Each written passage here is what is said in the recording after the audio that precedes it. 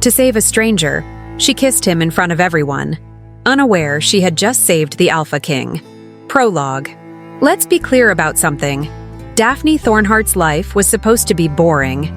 Marry some lord with impressive facial hair and questionable opinions about women's literacy.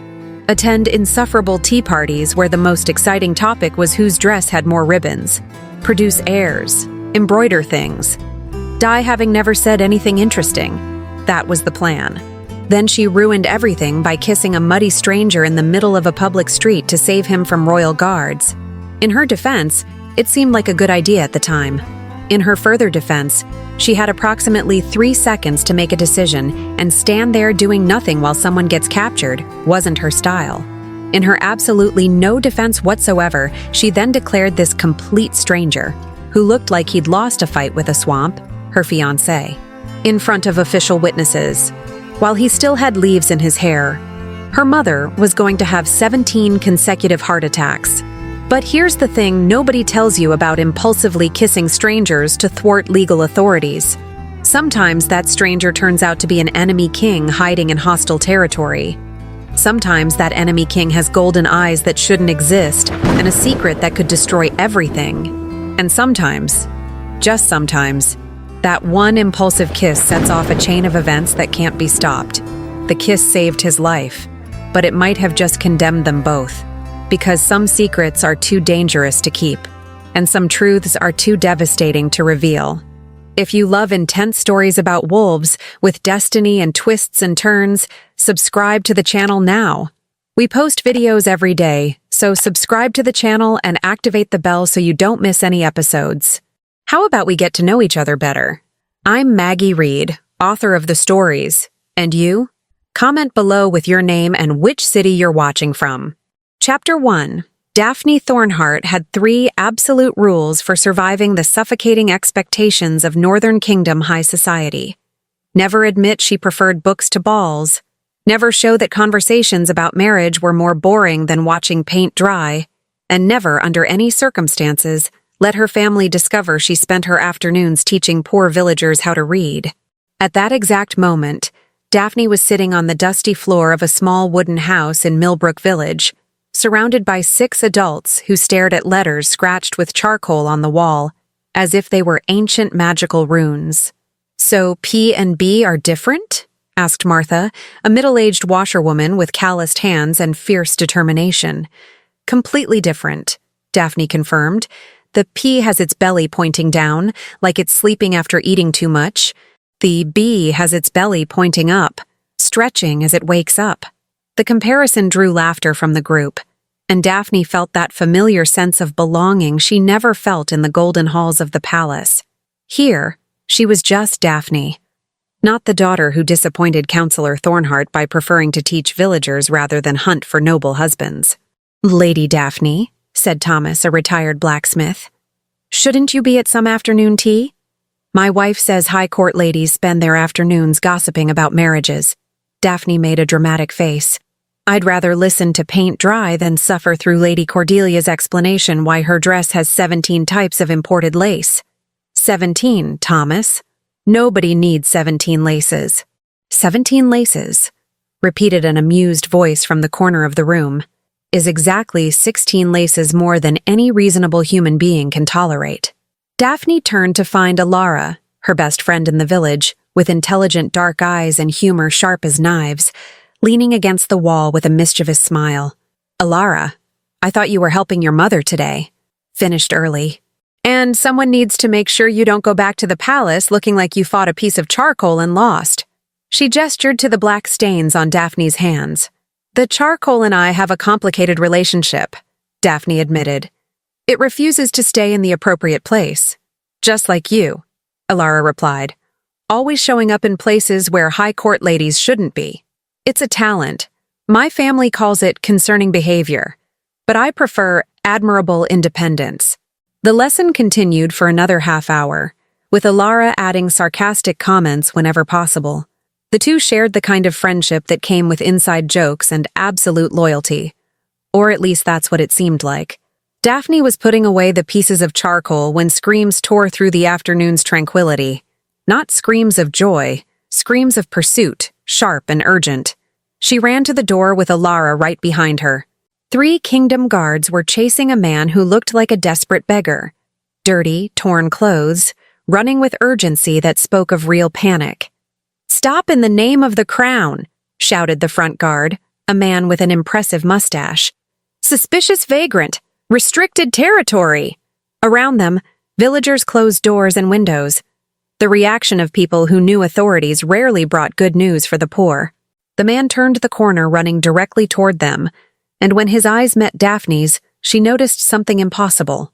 His eyes were golden. Not light brown, but genuinely, supernaturally golden.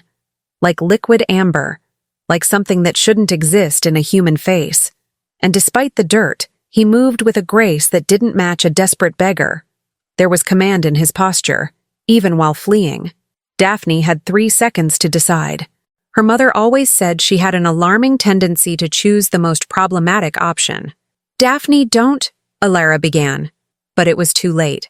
Daphne took 2 quick steps, grabbed his ragged shirt, pulled him down, and kissed him. Behind her, Martha let out a sound between shock and laughter. Thomas murmured something like, "Well, that's new." Alara sighed with the resignation of someone who'd seen her friend make questionable choices, but never on this scale. It wasn't a romantic kiss from the books Daphne hid under her mattress. It was strategic, desperate, and surprisingly effective at making 3 armed guards stop so abruptly that the one with the mustache almost tripped. The beggar stayed motionless for a second, then understood the plan. His hands rose to hold her face with surprising gentleness, deepening the kiss just enough to convince. His scent hit Daphne like an unexpected wave. Not dirt, but forest after rain, rich earth and wild pine. Disturbingly pleasant for someone who should be living on the streets. When they separated, Daphne turned to the guards with perfect aristocratic indignation. "Excuse me," she said in an icy tone, "but you're interrupting an extremely private moment." The guard with the mustache blinked in confusion. "Lady Thornhart? I didn't—" "He is my fiancé," Daphne lied with the conviction of someone who invented excuses to escape tedious dinners. "He came to meet me after my charitable visit." She emphasized charitable, making it clear that questioning would be rude and dangerous for a guard's career. The younger guard frowned. "But Lady Thornhart, with respect, this man looks like— his clothes are—" "My fiancé," Daphne interrupted with poisonous sweetness, "had an incident involving a spooked horse and a mud puddle. Surely you're not suggesting a man should be judged by his appearance after an accident? What a shallow view." The young guard turned red. The beggar remained silent beside her, but Daphne felt tension vibrating in his body like a stretched string. Then his hand found hers. Firmly, possessively, protectively. The touch sent a strange wave of heat up Daphne's arm. Something that shouldn't happen with a complete stranger. "We were looking for a suspicious vagrant," the mustached guard explained, less confident now. "Someone who doesn't belong to the territory coming from the southern border. Orders are to check any unknown person. Southern border. The southern kingdom was enemy territory, which meant she'd kissed someone potentially very dangerous.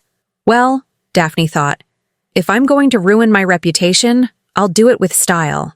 "And you think," Daphne said slowly, "that my fiancé, a man I personally chose, is some vagrant? Are you questioning my judgment?" It was a risky move, but common guards wouldn't challenge a daughter of Counselor Thornhart without solid evidence. She was right. The mustached guard exchanged uncertain looks with his companions, calculating whether it was worth risking a powerful family's wrath. Finally, he bowed slightly. "Our sincere apologies, Lady Thornhart. We didn't mean to offend. Just following security orders. Protecting is admirable," Daphne softened. "Harassing innocent citizens, less so. I'm sure you have more important duties than questions about my personal life." It was a clear dismissal. With more muttered apologies and curious glances, the guards retreated and disappeared. Daphne waited until they were out of sight, then released her held breath. "Well," said Alara behind her, "that was the most insane thing I've seen you do. And I was there for the raspberry tart incident." Daphne turned to the man still holding her hand, impossible golden eyes full of amusement and admiration. So, she crossed her free arm, want to explain why guards were hunting you? And make it worth the kiss I wasted on a stranger. My third kiss ever. It had sentimental value. The corner of his mouth curved into an almost smile that transformed his face, from desperate beggar to devastatingly attractive under the dirt. Do you always kiss strangers to save them? He asked, voice deeper than expected, with an accent she couldn't identify. I reserve heroic kisses for Tuesdays, Daphne responded with sharp sarcasm. But since today's Thursday and I was bored, I made an impulsive, catastrophic decision. Now answer before I call the guards back. He studied her for a long moment, then took a deep breath and said something that made Daphne's world tilt. My name is Theron, and you just saved the Alpha King of the Southern Kingdom from being captured in enemy territory. Technically, you've committed treason against your own kingdom. Complete silence. Martha let out a sigh prayer. Ilara murmured, of course he's an enemy king. And Daphne, processing that she'd kissed an enemy king, publicly declared him her fiancé, and accidentally committed treason, did the only reasonable thing. She started laughing. Not a delicate lady's laugh. Genuine, hysterical laughter, fueled by adrenaline and total absurdity. Of course you are, she managed to say between laughs. Of course the only man I decide to impulsively kiss is an enemy king. My life didn't have enough drama. My sister trying to marry me off wasn't complicated enough. I needed to add international treason. Perfect. Theron watched with amusement and concern. Are you all right? Wonderful, Daphne replied, laughter fading. I committed treason before dinner. My mother always said I'd cause an international scandal. Today's that day. Ilara stepped forward. Better get him inside. If the guards come back, there'll be questions nobody wants to answer. Daphne looked at her friend, then at the Alpha King, then back at Ilara. You're right. Which is horrible, because now I need to hide an enemy king. Technically, Theron pointed out, almost smile returning, you already declared me your fiancé before authorities, so sheltering is more accurate than hiding. Wonderful. Besides treason, I can add harboring enemy of the realm. My parents will be so proud. But even while joking, Daphne didn't let go of Theron's hand, and she didn't have a single second of regret. Just the growing, terrifying sensation that her life had completely changed, and there was no going back. Chapter 2. The inside of Martha's small cottage smelled like dried herbs and old wood, which was significantly better than the smell of imminent disaster that Daphne's life choices currently carried. Theron, because apparently that was actually his name, and he was actually an Alpha King, and she had actually committed treason before her scheduled embroidery lesson, sat on a rickety wooden stool looking far too regal for someone covered in strategic dirt. So, Daphne said, pacing back and forth across the small room like a caged animal who'd just discovered the cage was entirely of her own making. Let me make sure I understand this correctly. You're the Alpha King of the Southern Kingdom. The kingdom we've been enemies with for... how long exactly? 3 centuries. Theron supplied helpfully, watching her pace with those impossible golden eyes that seemed to track her every movement. Give or take a few decades. 3 centuries. Wonderful. And you decided to wander into enemy territory disguised as a beggar because I got lost. Daphne stopped pacing so abruptly she nearly tripped over her own skirts. You got lost? The forest between our kingdoms is extensive and confusing, Theron said with what might have been embarrassment flickering across his dirt-smudged features. And there was a situation involving a bear, a ravine, and a series of unfortunate decisions that seemed reasonable at the time. A bear, Daphne repeated flatly. A very large bear. And rather than shift into your wolf form and, I don't know, use your supernatural Alpha King abilities to handle one bear, you decided to run into enemy territory dressed like someone's unemployed uncle. Ilara, who had been standing guard by the window, let out a sound that was definitely a suppressed laugh disguised as a cough. Theron had the grace to look slightly sheepish. When you put it that way, it sounds less like a survival strategy and more like a series of catastrophically poor choices. Because it was a series of catastrophically poor choices, Daphne said, resuming her pacing with renewed vigor. And now I'm complicit in those choices. I'm an accomplice to your terrible decision-making. My legacy will be Daphne Thornhart, who was doomed by treason for kissing a stranger who was running from guards. In fairness, Theron pointed out, and there was definitely amusement coloring his voice now. You didn't know I was an enemy king when you kissed me. You thought I was just a common vagrant in need of rescue. Which somehow doesn't make this better. Daphne threw her hands up dramatically. If anything, it makes it worse. At least if I'd known you were royalty, I could claim strategic thinking. Now I just look impulsive and reckless. You don't look impulsive and reckless, Theron said quietly. And something in his tone made Daphne stop pacing again to look at him directly. You look brave and kind. You saw someone being chased by authorities and your first instinct was to help, not to judge or question. That's rare, especially among nobility. The compliment landed like a stone in still water, sending ripples through Daphne's chest that she absolutely did not have time to analyze. She crossed her arms defensively. Don't try to charm me with compliments. I'm currently having a crisis about committing accidental treason. Flattery won't fix that. Noted, Theron said, but that almost smile was playing at the corners of his mouth again. And Daphne had the uncomfortable realization that even covered in dirt and wearing clothes that belonged in a refuse pile, he was extraordinarily attractive when he smiled, which was completely irrelevant to her current situation. Completely. We need a plan, Alara said from her position by the window, her voice cutting through the tension in the room like a knife through butter. The guards might have believed the fiancé story for now, but they'll report back to their captain. Questions will be asked. Lady Thornhart's father will hear about this. Daphne felt her stomach drop approximately 6 feet through the floor. Oh gods, my father. My father is going to hear that I publicly declared a muddy stranger as my fiancé in front of royal guards. Is your father the type to ask questions first? Theron asked carefully.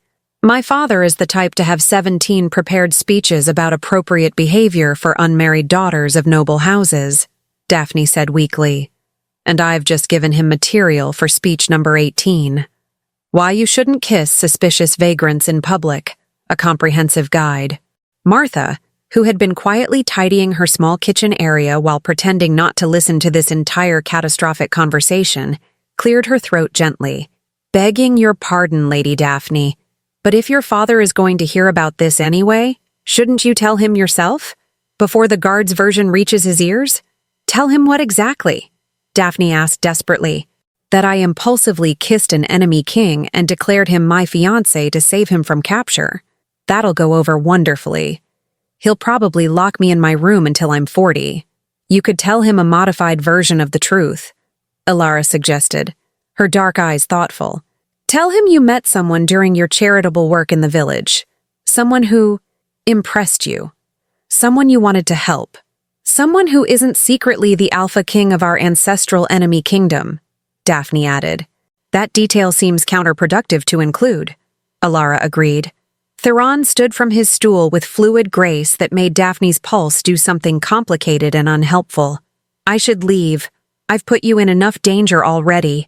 If I can make it back to the forest before nightfall, you'll be captured before you reach the tree line, Daphne interrupted. The guards will be watching.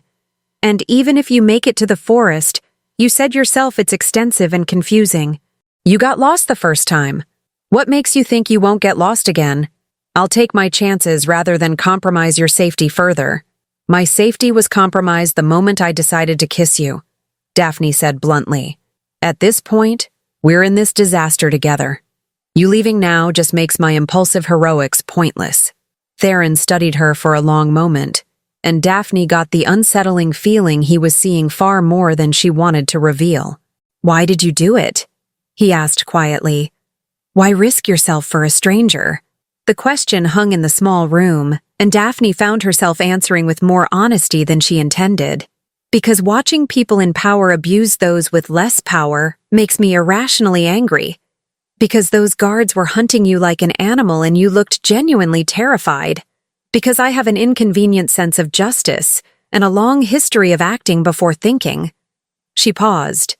Also, your eyes are really weird, like supernaturally weird. I was curious. The corner of Theron's mouth twitched. My eyes made you commit treason? They were a contributing factor, Daphne defended. Normal people don't have golden eyes. I wanted to know what you were. And now that you know? Now I know I have even worse judgment than I previously thought, Daphne muttered. Which is saying something, considering last month I tried to convince my sister that arranged marriages were morally questionable by staging a theatrical performance with the kitchen staff. It did not go well. I would very much like to hear that story, Theron said, and he sounded genuinely amused. Maybe after we solve the "you're an enemy king hiding in hostile territory" problem, Daphne replied. Priorities. Alara moved away from the window, her expression serious.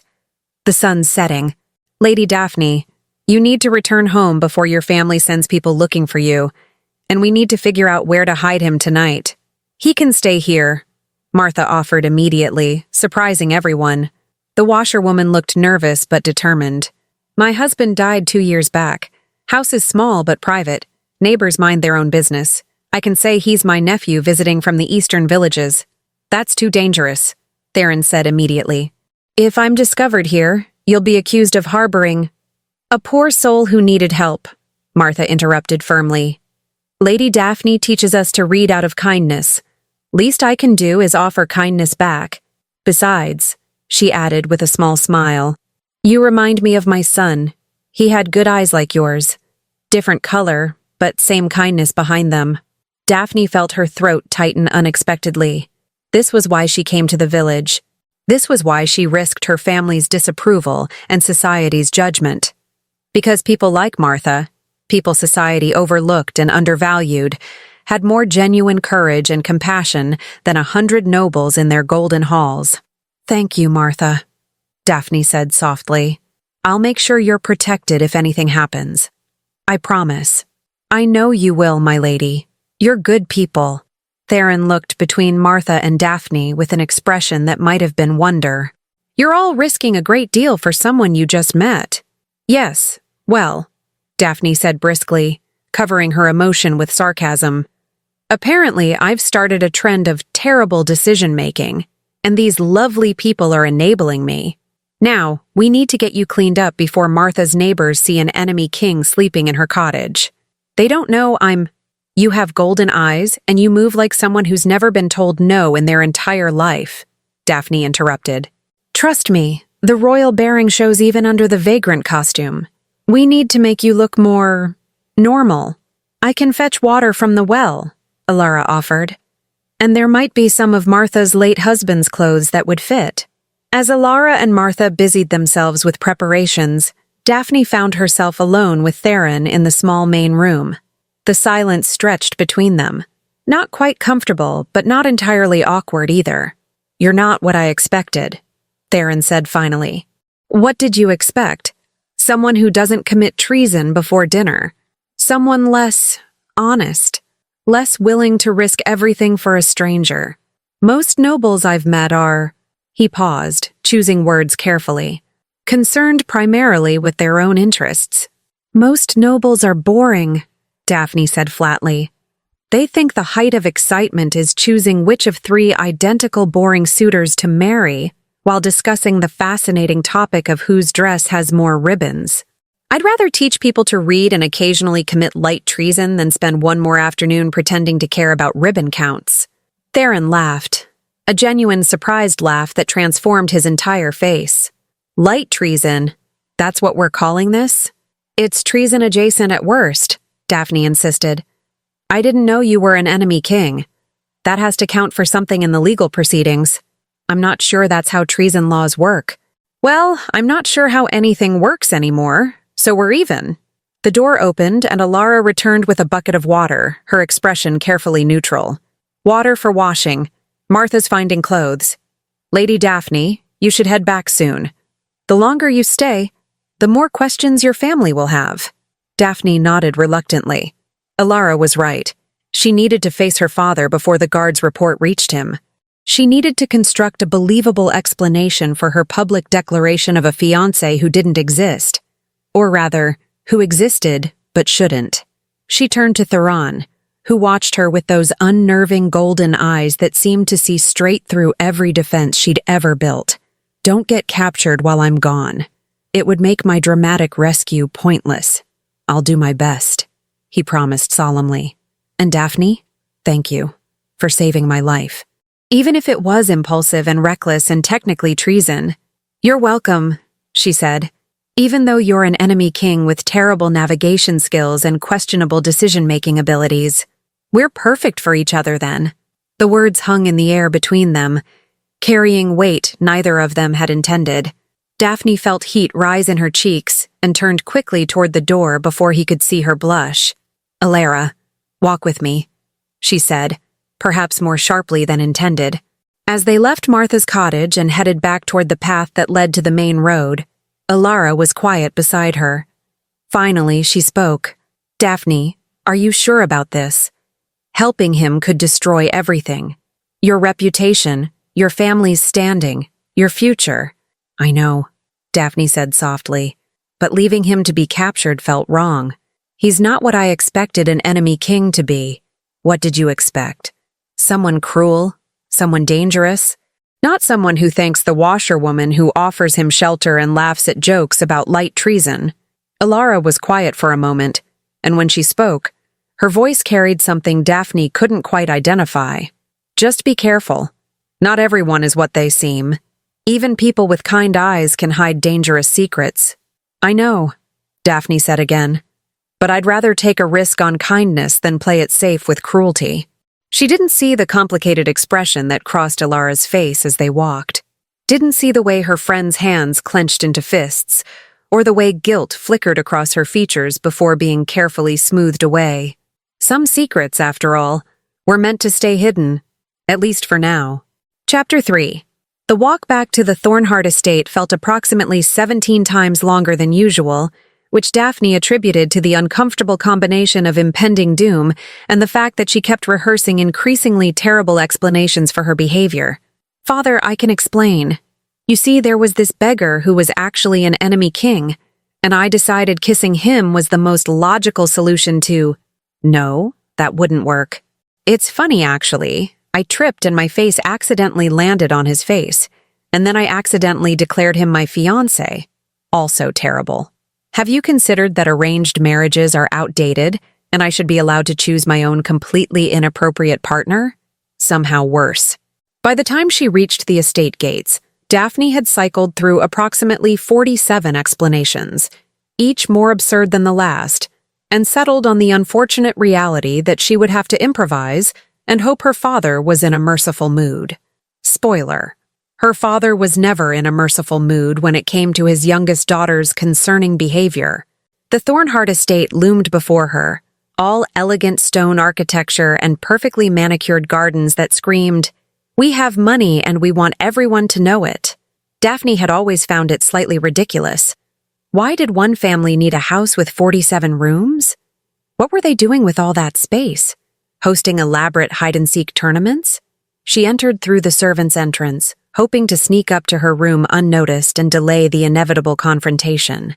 This plan lasted approximately 30 seconds before she ran directly into her sister Cordelia in the main hallway.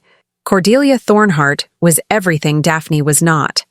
Perfectly coiffed, impeccably dressed, obsessed with social standing, and currently blocking the path to Daphne's room with the expression of someone who had been waiting to pounce. "Where have you been?" Cordelia demanded, her voice sharp enough to cut glass. "You missed tea with Lady Ashford and her son. Again. Mother is furious." "And why do you have charcoal on your face?" Daphne resisted the urge to wipe at her face, which would only confirm the charcoal's presence. "I was conducting charitable work in the village. You know, helping the less fortunate. It's a concept where people with resources assist those without. Terribly novel, I know. Charitable work," Cordelia repeated with audible skepticism. "Is that what we're calling your little reading lessons now? Daphne, you can't keep running off to play teacher with villagers. It's unseemly. You're a lady of noble birth, not a schoolmarm." And yet somehow I managed to be both, Daphne said sweetly. It's called having multiple interests. You should try it sometime. Might make you less insufferable. Cordelia's face flushed an unflattering shade of red. I am trying to help you. If you would just apply yourself to finding a suitable husband instead of wasting time with villagers who can barely afford bread, those villagers have more genuine kindness in their smallest fingers than most nobles have in their entire bodies, Daphne interrupted, her voice dropping to something cold and sharp. And I'd rather spend time with people who appreciate learning than with the parade of boring suitors Mother keeps throwing at me. The last one spent 20 minutes explaining his theory about why women's brains are smaller. 20 minutes, Cordelia. I timed it. Lord Pemberton is a respected scholar. Lord Pemberton is a pompous fool with more opinions than brain cells. And if that's what passes for suitable husband material, I'd rather join a convent. At least nuns have interesting debates about philosophy. Cordelia opened her mouth to respond, but was interrupted by a new voice, one that made Daphne's stomach drop into her shoes. Daphne, my study, now. Counselor Edmund Thornhart stood at the end of the hallway, his face carved from stone, his posture radiating the kind of barely contained frustration that usually preceded long lectures about responsibility and appropriate behavior for daughters of influential families. This was it. The guards had reported. Her father knew about the fiancé declaration. She was about to be lectured into next week. Daphne followed her father into his study, a room that smelled like old leather, older books, and disappointment in youngest daughters. He closed the door with careful precision, which was somehow more ominous than if he'd slammed it. Sit, he said, gesturing to the chair across from his massive oak desk. Daphne sat, arranging her skirts with as much dignity as possible for someone who definitely still had charcoal on her face and had committed light treason approximately 2 hours ago. Her father didn't sit. He paced. This was bad. Edmund Thornhart only paced when he was either very angry or very confused, and Daphne had a sinking suspicion he was currently both. I received an interesting report this afternoon, he began, his voice carefully controlled. From the city guard. They encountered you in Millbrook Village during a routine patrol. Is this true? Technically, yes, Daphne said carefully. Though I'd argue it was less of an encounter and more of an unfortunate intersection of separate activities. They also reported, her father continued, ignoring her attempt at semantics, that you were with a man you claimed was your fiancé, a man who looked like he'd been living in a ditch for several days. In fairness, he'd had a rough day. Daphne. Her father stopped pacing and looked at her directly. Do you have a fiancé I don't know about? This was the moment. The moment where she could either tell the truth and explain the whole catastrophic situation, or she could double down on the lie and hope it somehow worked out. Daphne had never been particularly good at choosing the sensible option. Yes, she said firmly. I do. I met him during my charitable work in the village. He's educated, kind, has very interesting thoughts about social structures and the importance of literacy among all classes. She was describing Theron based on approximately 15 minutes of acquaintance, which seemed legally questionable, but she was committed now. Her father stared at her for a long moment. You met a man in a village, a man covered in dirt, and decided he was suitable fiancé material. Love works in mysterious ways? Daphne offered weakly. Love, her father repeated flatly. Daphne, you've spent the last 3 years actively avoiding every suitable young man I've introduced you to. You once hid in the library for 6 hours to escape a perfectly respectable earl. You told Lord Whitmore that you'd rather marry a well-educated horse. And now you expect me to believe you've suddenly fallen in love with a vagrant from Millbrook? He's not a vagrant, Daphne protested. He's just temporarily displaced, and going through a challenging period regarding his personal presentation. Where is his family? His connections? What's his profession? Daphne's mind raced. She couldn't exactly say, he's the alpha king of our ancestral enemy kingdom, and his profession is ruling territory we've been hostile with for 3 centuries. He's in resource management, she said finally, overseeing large territories and the people who inhabit them. Very important work, lots of responsibility. This was technically not a lie. Alpha Kings did manage resources and territories. She was just omitting the minor detail about which territories. Her father pinched the bridge of his nose, a gesture Daphne recognized as his trying not to shout signal. Daphne, I need you to be honest with me. Is this another one of your schemes to avoid the marriage arrangements your mother and I have been planning? What? No, this is… Daphne stopped. Here was an opportunity. A terrible, risky opportunity, but an opportunity nonetheless. Father, have you considered that maybe I avoid your arrangements because none of those men see me as anything more than a noble title with attached property rights? They don't care about my thoughts or my interests. They care about alliance benefits and dowry negotiations. That's how these arrangements work. That's how they've always worked, Daphne interrupted. Which doesn't mean it's how they should work. You taught me to think critically, to question assumptions, to value education and intelligence. And then you expect me to marry men who think my education is charming at best and concerning at worst. Her father was quiet for a moment, and Daphne pressed her advantage. The man I met in the village listened when I spoke, asked questions about my teaching methods, treated me like I was more than just a daughter to be traded for favorable connections.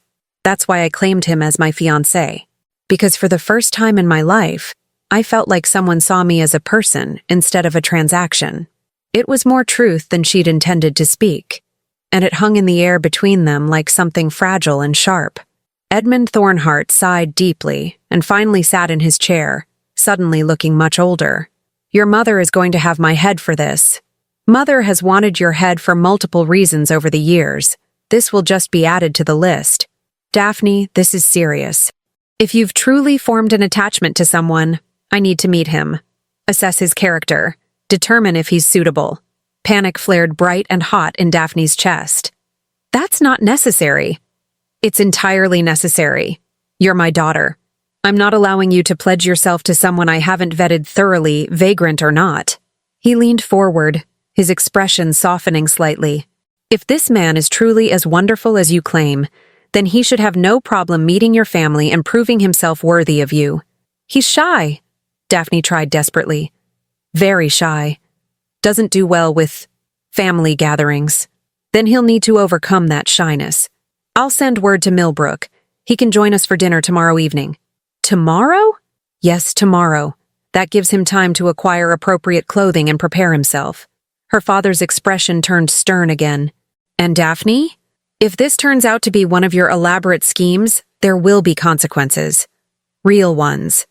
Your mother has been remarkably patient with your antics, but publicly claiming a fiancé crosses several lines. Daphne nodded mutely, her mind already spinning with the catastrophic implications of bringing an enemy Alpha King to dinner with her family. This was fine. Everything was fine.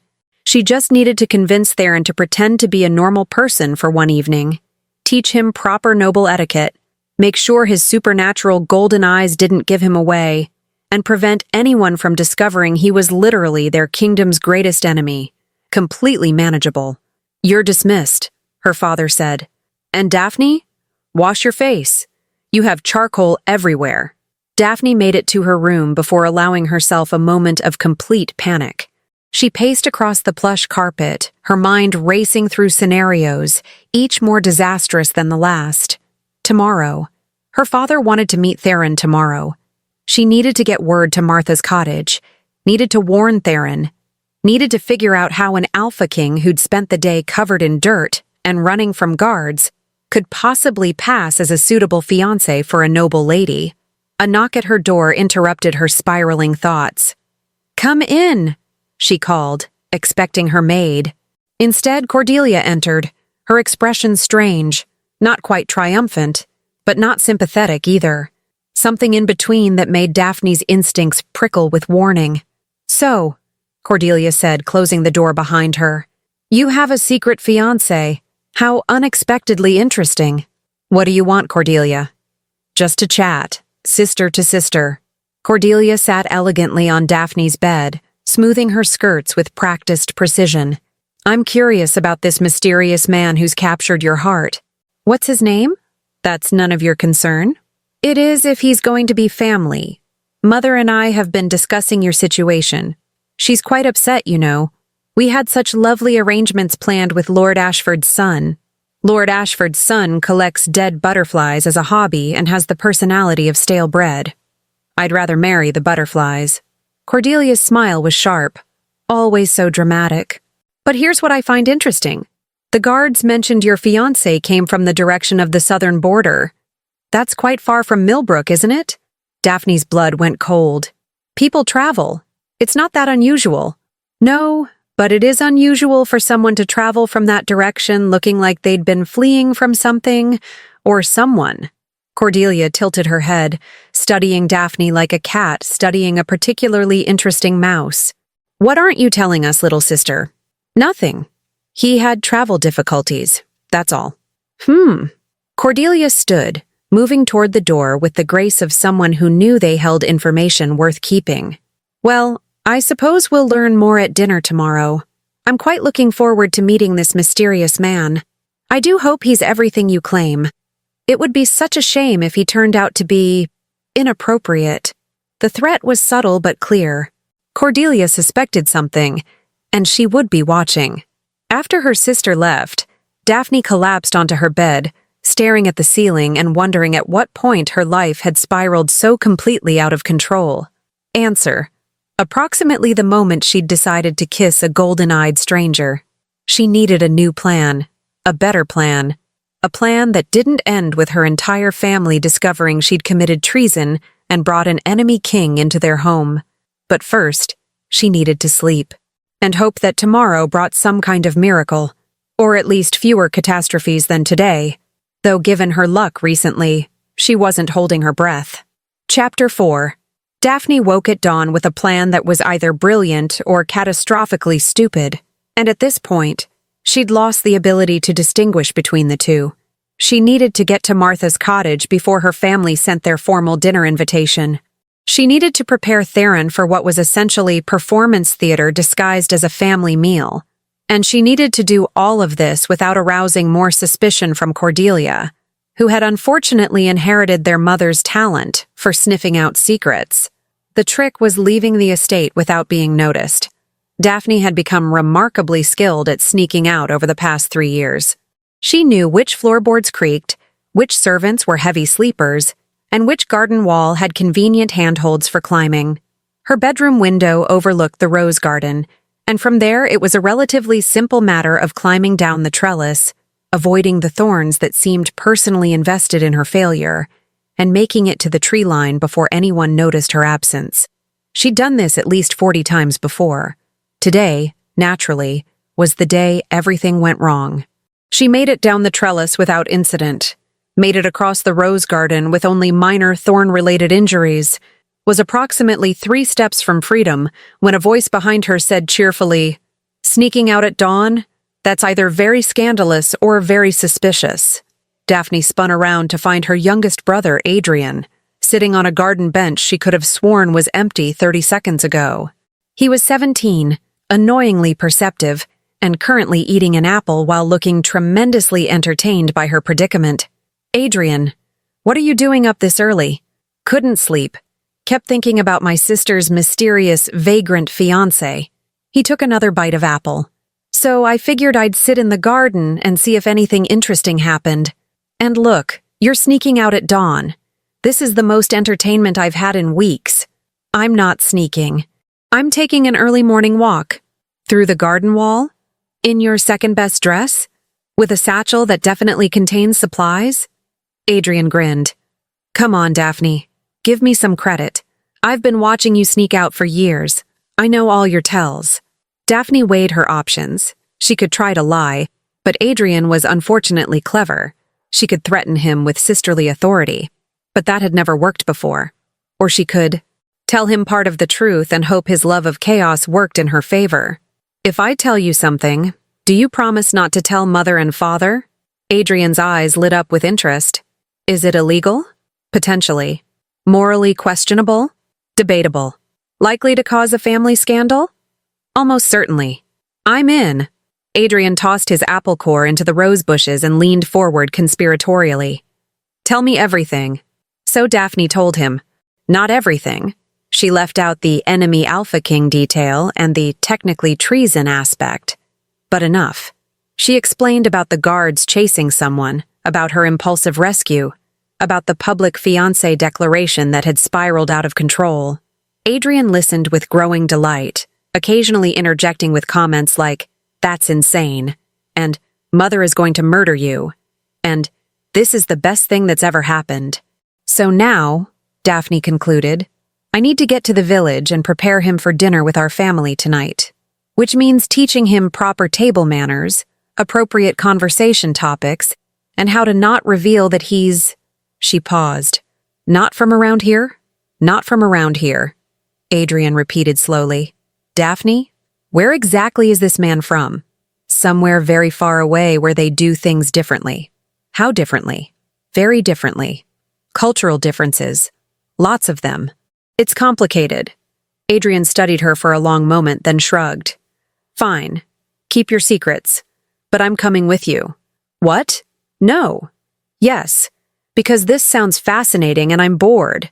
And also because you need someone to keep watch and provide cover stories if anyone asks where you are."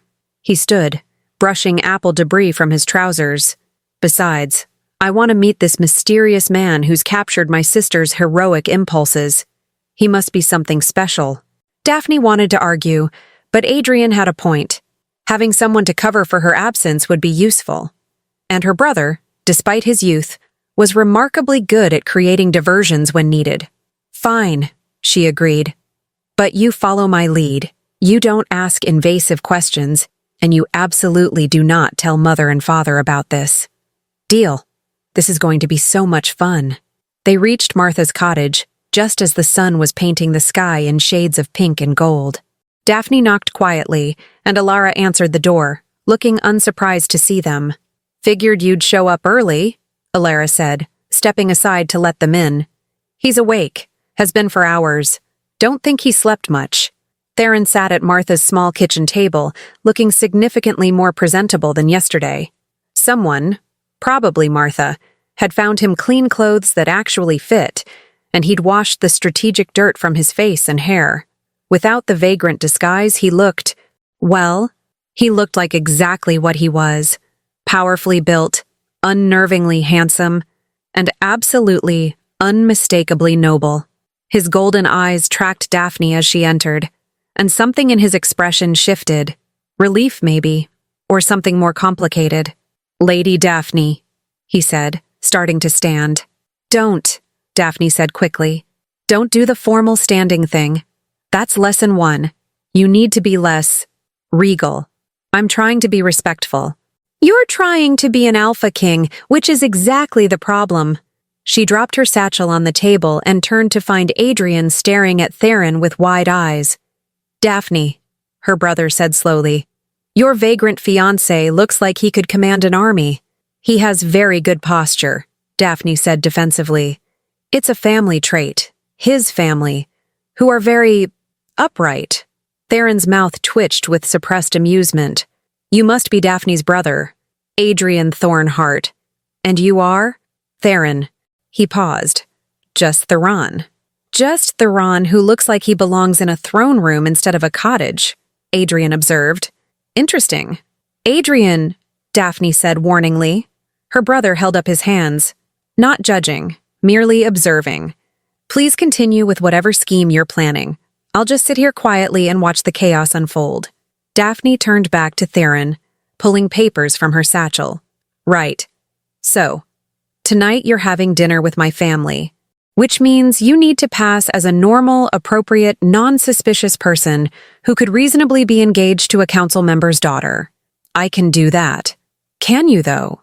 Because you have literally never had to pretend to be anything other than an alpha king. You've spent your entire life being obeyed. That's a very different energy than nice young man hoping to impress his future in-laws. I'm a quick learner.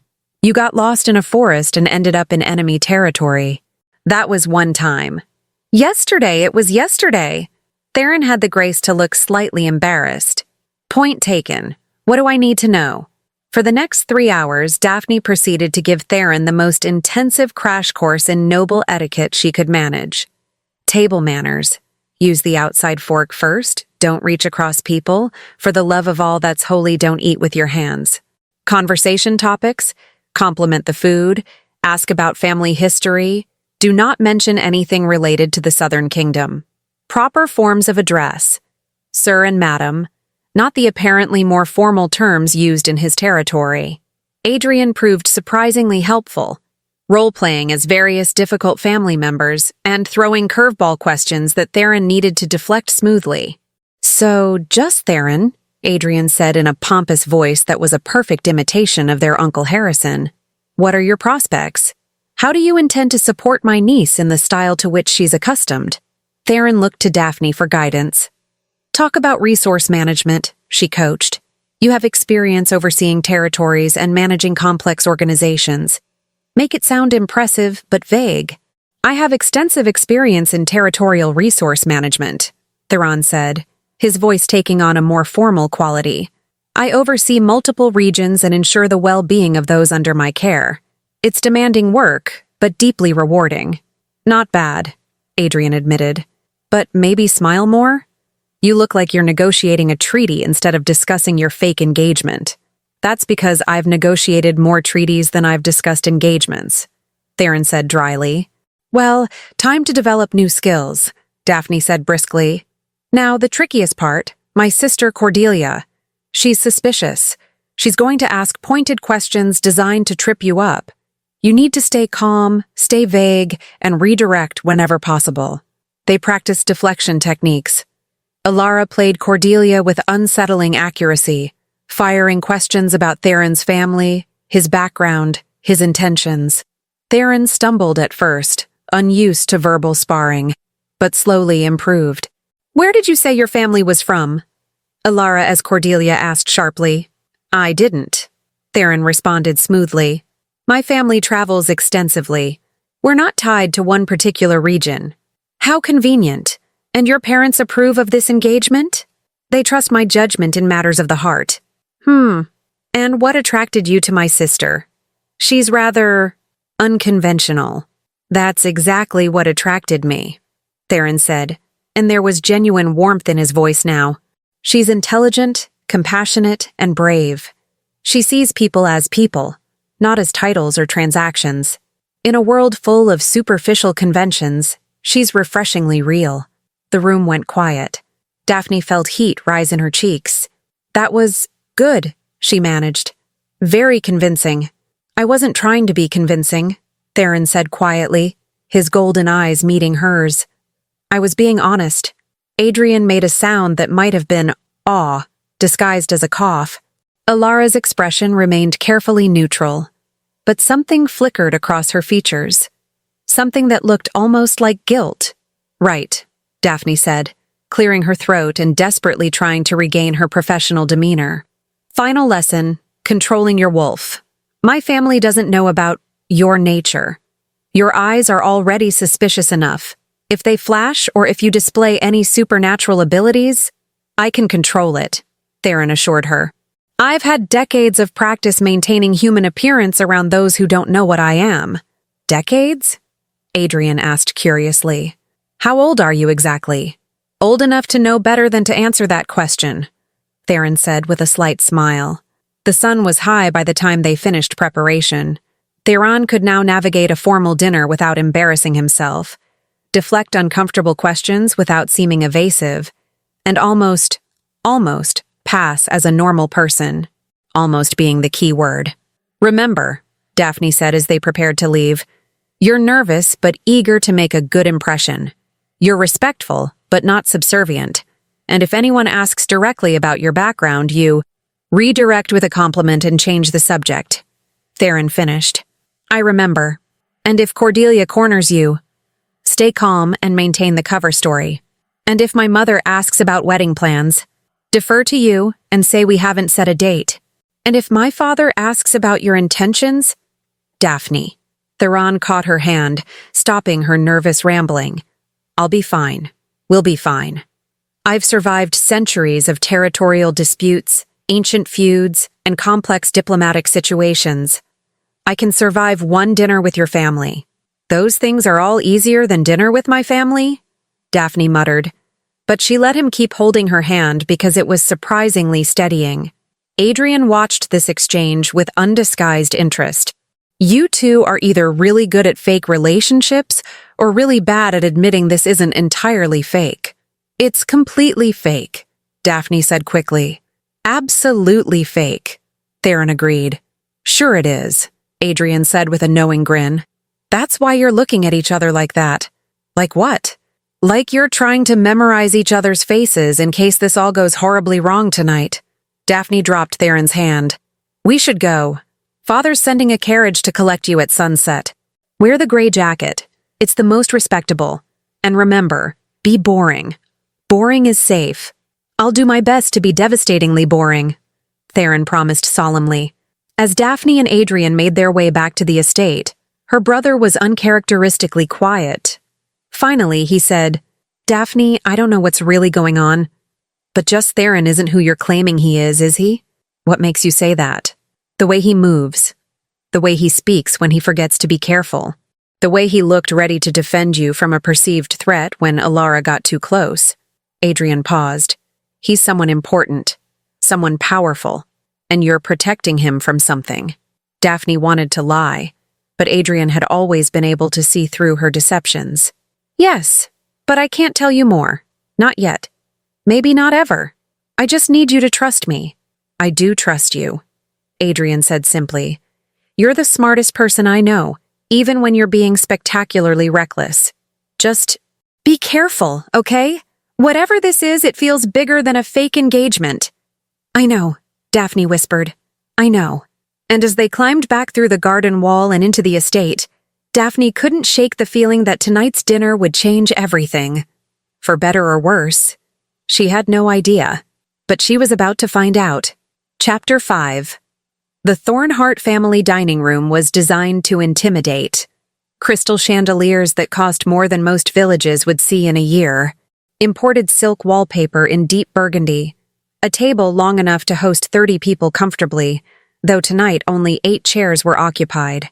Everything about the room screamed, "We have wealth, power, and expectations you will inevitably disappoint." Daphne had always hated this room. Tonight, she hated it even more. She sat between her mother and Cordelia, wearing her most conservative dress, a deep blue thing with approximately 17 layers that made her feel like she was being slowly suffocated by fabric. Across from her sat her father, Uncle Harrison, who nobody had invited but who showed up anyway, and Adrian, who kept making faces at her when no one was looking. The empty chair at the table felt like a threat. He's late, her mother observed, lips pressed into a thin line of disapproval. Lady Margaret Thornhart had perfected the art of expressing disappointment through facial expressions alone. Punctuality is the foundation of good character. Perhaps his carriage encountered delays, Daphne offered, though internally she was thinking, please don't have gotten captured. Please don't have fled back to your own kingdom. Please don't have decided this was too insane and abandoned me to explain everything alone. Or perhaps, Cordelia said sweetly, he realized what a catastrophic mistake this engagement is and decided to spare everyone the awkwardness. Cordelia, their father warned, I'm merely being realistic, father. We know nothing about this man except that he apparently lives in Millbrook Village and was covered in mud when Daphne found him. For all we know. The door opened. Theron stood in the doorway, and Daphne's breath caught in her throat. He'd somehow acquired formal evening wear. Probably Martha had connections Daphne didn't know about. And he looked devastating. The gray jacket fit him perfectly, emphasizing broad shoulders and the kind of powerful build that came from actual physical activity rather than decorative fencing lessons. His golden hair was tied back neatly, and he'd managed to make his supernatural golden eyes look almost normal in the candlelight. Almost.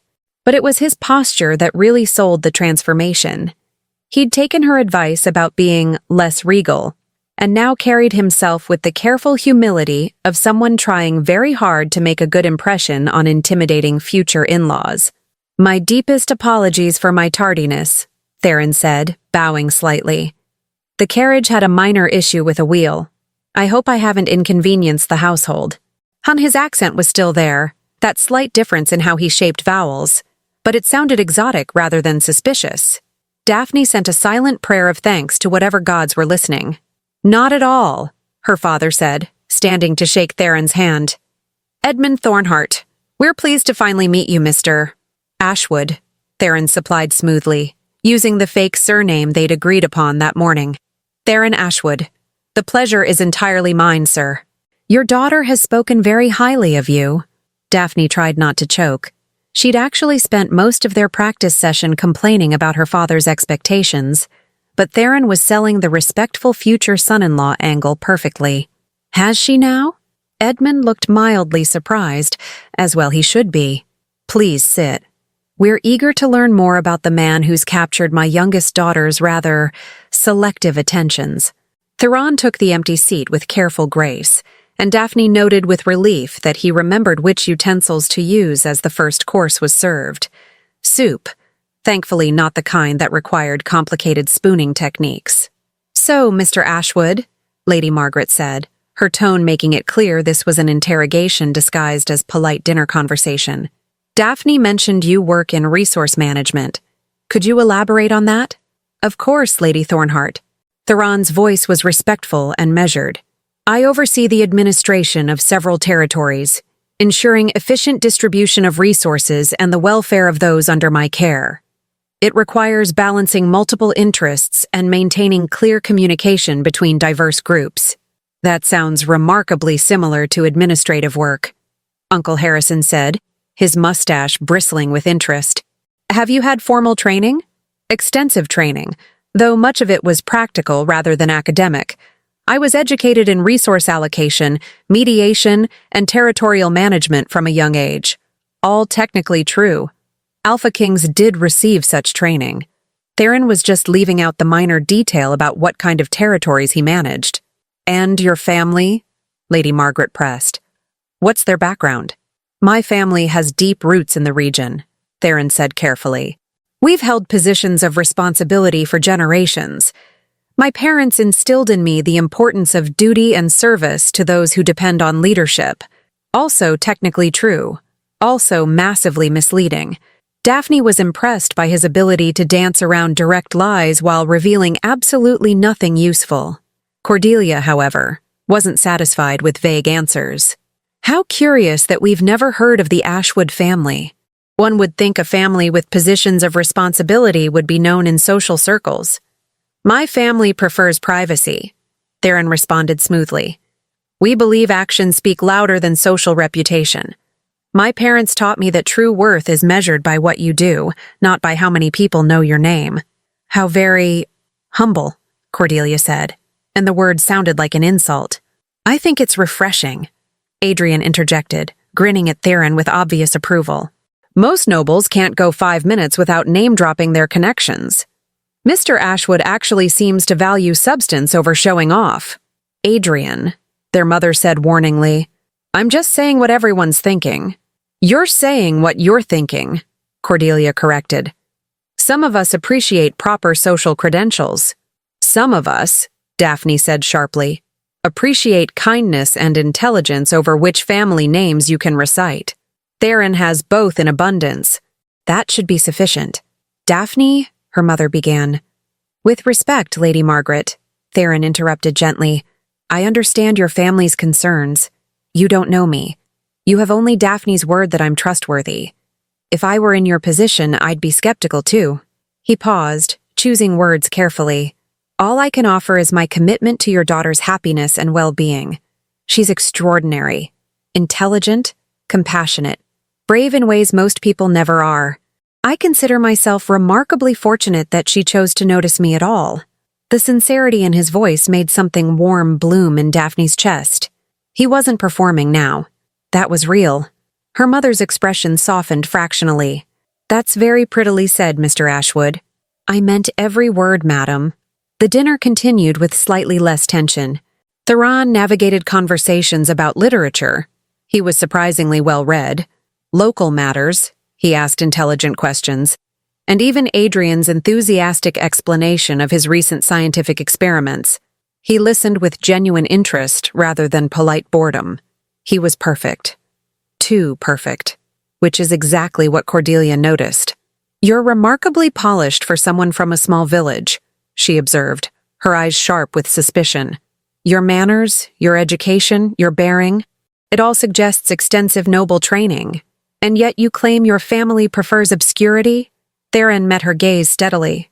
"My family believes in thorough education regardless of social standing. Knowledge and proper conduct aren't exclusive to those with public reputations." "How enlightened of them." "Cordelia," their father said firmly, "that's enough. Mr. Ashwood is our guest, and Daphne's chosen companion. Unless you have genuine concerns beyond vague suspicions, I suggest you remember your manners."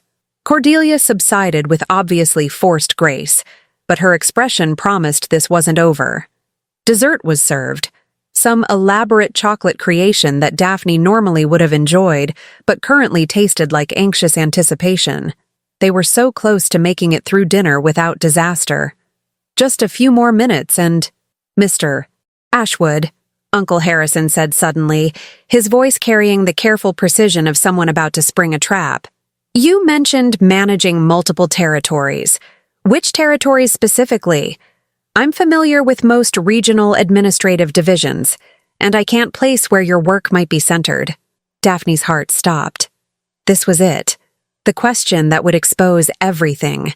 Because Theron couldn't name northern territories without risk of being contradicted by someone who actually knew them, and he couldn't name southern territories without revealing his true identity.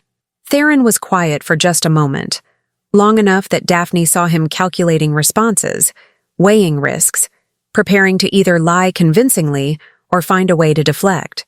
But before he could speak, Adrian knocked over his wine glass. It was spectacular. Wine flooded across the white tablecloth, spreading toward Lady Margaret's dress with alarming speed. Everyone jumped up simultaneously. Servants rushed forward with towels, and in the chaos of cleanup, Uncle Harrison's question was forgotten. Daphne caught Adrian's eye across the table. Her brother winked. The distraction bought them time, but barely. As the dinner concluded and guests moved to the drawing room for after-dinner drinks, Daphne managed to pull Theron aside into the library while her family was occupied. "That was too close," she whispered urgently. "Uncle Harrison is suspicious. Cordelia definitely doesn't believe you. And if anyone starts asking specific questions about territories or connections—" "I know." Theron's expression was serious. "Daphne, I can't keep doing this. The deception is putting you at risk. If your family discovers the truth, they won't. You don't know that. I know that giving up now would make everything we've done pointless." She grabbed his hand without thinking. "We just need more time. Time for you to figure out how to get back to your kingdom safely. Time for me to gradually end this fake engagement without raising more questions. Time to—" "Time to what?" Theron asked softly. "Time to pretend this is sustainable? Time to act like eventually we won't have to choose between truth and safety? Time to figure out a better solution than you getting captured or me being accused of treason," Daphne said firmly. "I didn't save you just to watch you throw yourself back into danger because dinner conversation got uncomfortable. It's not about comfort. It's about what's right. What's right is keeping you alive long enough to return home safely." She realized she was still holding his hand and dropped it quickly. "Just trust me. A little longer. Please." Theron studied her face for a long moment, and Daphne wondered what he saw. Did he see her fear? Her determination? Her complete inability to let go of someone she barely knew but somehow felt responsible for? "A little longer," he agreed finally. "But, Daphne, if this becomes truly dangerous for you, I'll handle it. I'm good at handling disasters. I've had lots of practice." "That's not as reassuring as you think it is." Before Daphne could respond, the library door opened and Cordelia appeared, her expression calculating. "There you are. Mother's asking for you both. She wants to discuss wedding timelines." Her smile was sharp as knives. "I do hope you're prepared for more questions. Mother can be remarkably thorough when she wants to be." As they followed Cordelia back to the drawing room, Daphne caught Theron's eye and saw her own concern reflected there. They'd survived dinner, but the real test was just beginning. Chapter 6. Lady Margaret Thornhart's idea of discussing wedding timelines turned out to be less discussion and more tactical interrogation disguised as maternal interest. She had charts, actual charts, with dates and venue options and guest list projections. Daphne was simultaneously impressed and horrified. "Of course, we'll need at least 6 months to plan properly," her mother was saying, spreading papers across the drawing room table like a general planning a campaign. "Unless there's a reason for haste?" She looked pointedly at Daphne's midsection.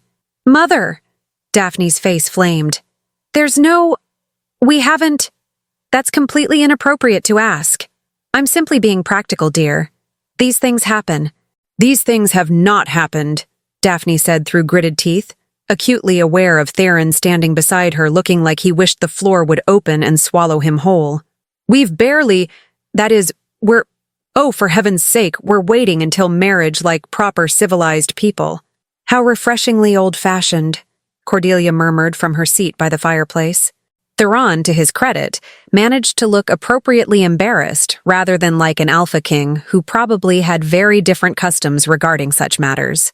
"I have the utmost respect for your daughter, Lady Margaret. I would never compromise her reputation or honor." "Well said, young man," Uncle Harrison approved. "Though I must say, 6 months seems rather rushed. In my day, engagements lasted at least a year. Gave families time to properly investigate prospects." "Investigate?" Theron asked carefully. "Background checks, financial verification, character references from associates?"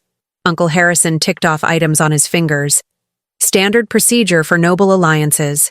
Daphne felt panic flutter in her chest like a trapped bird. Financial verification would reveal nothing because Theron Ashwood didn't exist. Character references from associates would be impossible to provide. Background checks would lead nowhere, except potentially to very dangerous questions. "Perhaps we could postpone detailed planning until after the new year," she suggested desperately. "Give everyone time to adjust to the idea. No need to rush into logistics when we're still adjusting to being engaged publicly."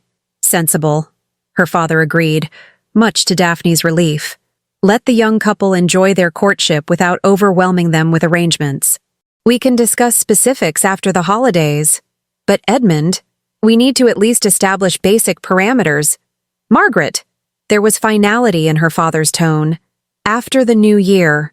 Lady Margaret looked like she wanted to argue, but years of marriage had apparently taught her to recognize when her husband wouldn't budge. "Very well. But Mr. Ashwood, you'll be expected to attend family functions during the upcoming season. We have the Harvest Festival next week.